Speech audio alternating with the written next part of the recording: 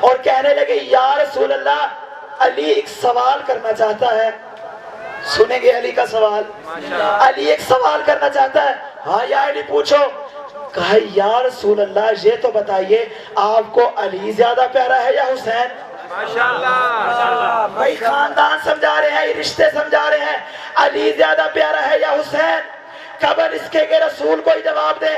آگوش میں بیٹھا بچہ پکار کے کہا بابا وہ تو ظاہر سی بات ہے نا، جس کے فضائل زیادہ ہوں گے وہی پیارا ہوگا.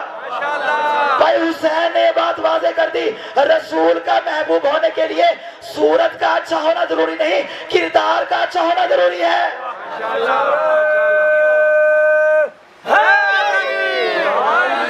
دیکھا وہ تو ظاہر ہے نا، جس کے فضائل زیادہ ہوں گے وہی زیادہ رسول کو محبوب ہوگا.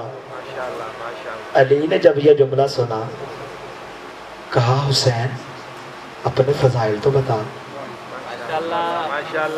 دیکھیے گا باپ کا احترام. حسین اپنے فضائل تو بتا. ہاتھوں کو جوڑ کے کہا بابا میں آپ سے پہلے جسارت نہیں کر سکتا. باپ کا احترام سکھا رہے حسین ابن علی.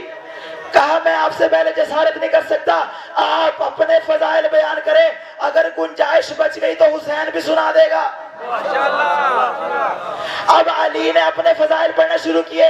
کہا خالق نے مجھے امیر المومنین بنایا، اس نے مجھے امام المتقین بنایا، اس نے مجھے صالح المومنین بنایا، اس نے مجھے خیر البریہ بنایا، اس نے مجھے اپنا ولی بنایا، اس نے آیت ولایت میرے لیے بھیجی، اس نے سورہ حلاتا میرے لیے بھیجی، اس نے سورہ کوثر ہمارے لیے بھیجی.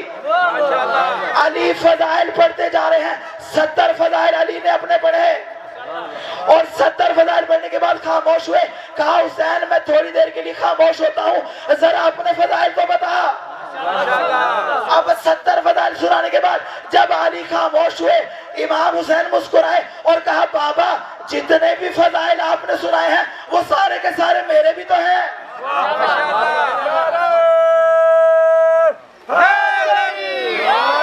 سنتے جائیے گا جملہ مکمل ہونے دیں. کہا بابا جتنے فضائل آپ کے ہیں وہ فضائل میرے بھی تو ہیں.